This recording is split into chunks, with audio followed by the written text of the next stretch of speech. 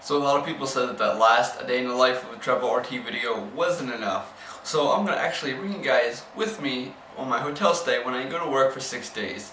But before I even go to work, I have to start planning ahead of time. And what I do before that is I meal prep all my meals. So right now I'm cooking my my meals for my 6-day stretch. So you can see I got a bunch of plates lined up there. Got some stuff on the stove. Let's take a look at what I got here. So I like to mix up a little bit so I'm not eating chicken or burger the whole time. So I'm making some burger now.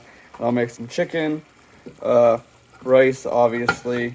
Then I got butternut squash. I got some spices here, so I like my squash to have a little bit of a sweet side to it. So I'll add a little bit of cinnamon in there.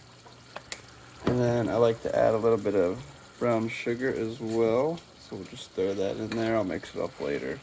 I also got sweet potatoes in the oven. And then on my plates here, I got some spinach, some sprouts, and then I'll probably make some broccoli and carrots to go along with these. So here I have about two. So far I'm making the meals I'm actually going to eat at work. So here you can see like Thursday, Friday, Saturday, Sunday, so on. Then I may make some other ones tomorrow. Plus we have some leftovers in the fridge. I'll go ahead and just make whatever I can then. Plus I don't mind buying food when I'm out because eating the same thing over and over again gets a little tiring after a while. Just checked into our hotel room here, so I'm going to go ahead and get everything set up because I'm going to stay here for the next 5 nights.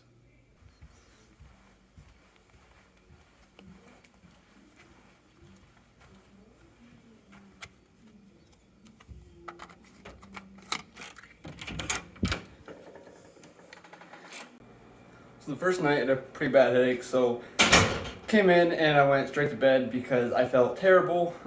Second night felt a lot better, went to the gym and got everything set up, so I'll give you a little tour of my hotel room and kind of show you what it's like living here for 6 days.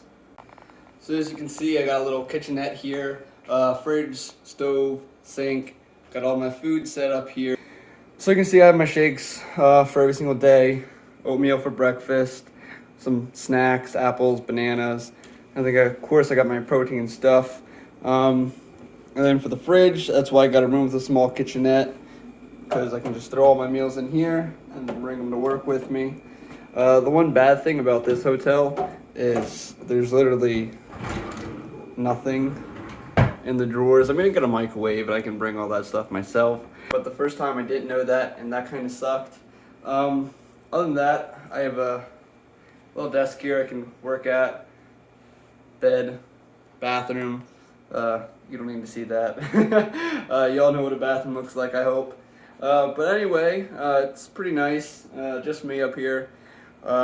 Tonight I got off of work, I went to the gym, and then now I'm probably gonna play on my computer until I go to bed, maybe watch some TV. Last time I just watched TV the entire time. I think South Park was on every night, and I used to watch South Park when I was younger. So that was what I did. I also watched a Marvel movie, but anyway, enjoying the hotel life. It's not too bad. I can actually control the heat. My wife doesn't keep it freezing the entire time, so that's one nice thing about being in the hotel. Other than that, just kind of living on my own. As you can imagine, working the first 3 days isn't that bad. However, as day 5 and 6 come along, I tend to, I don't know, I say get a little cranky because I just want to get those 2 days over with. I miss being at home, I miss my wife, I miss my dogs. I just want to get home. I don't let that have an effect on how I treat my patients though. I still want to make sure that I'm giving them the best care possible, especially in the ICU. Working in the ICU for 6 days in a row, it gets to you after a while because sometimes I will work and I'll see death every single day. Sometimes I see young people die. Sometimes I see old people die. I see a lot of people that die that shouldn't. Now nobody should die. However, like some younger people, so there was one day where I had 2 people who were 37 die. That day stank. It wasn't good at all. I have seen ethical drift. So basically treating the patient as a number rather than like a patient. So yes, some patients can be annoying, but yes, they are your patient. You have to do everything they want because they're the reason you're working. You're working to serve them, get them better, get them out of the hospital. That way you can just care for the next patient. I think the biggest thing is just being compassionate for your patients, because what would you do if you were in their shoes? Or even for the family members, what would you do if that was your father on the bed, or your husband or wife? It's just, it gets to you after a while, and you got to make sure that you don't lose that ethical drift, because it does get to you some days. Some days the patients do get on your nerves. However, I tell myself, Austin, why are you doing this? Why are you here? 12-hour shift in the books, and it was bad today. I mean, isn't every day in the ICU. Lights are going off here. Well, anyway, Beth hit the gym before I head to the hotel. I just purchased a membership at Planet Fitness, so we're gonna see if it's as bad as all the memes make it out to be. Kind of nervous, but let's see what they got. Just got done at Planet Fitness. It's not as bad as the memes make it out to be. I was expecting to walk in there and start seeing some of this. Trying to tell me that I can dodge bullets? No, Neo.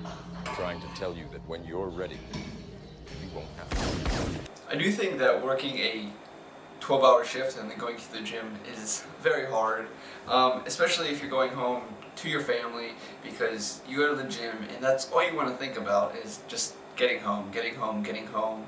However, I'm away from home, so therefore it's a little bit easier for me to go to the gym because I know that I only have my hotel room to come back to. But I am trying to stay a little bit dedicated, because I believe that if you're disciplined and you're consistent, anything is possible, not just with the gym, but in your relationships, your health, your spiritual life, with your money, anything. Just gotta be consistent.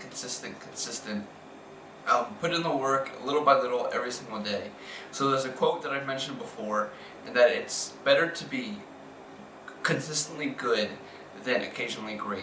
I want you to remember that quote, write it down, put it in your mirror, and just remember to be consistent every single day with the little things, because the little things add up. Think about your diet, for example.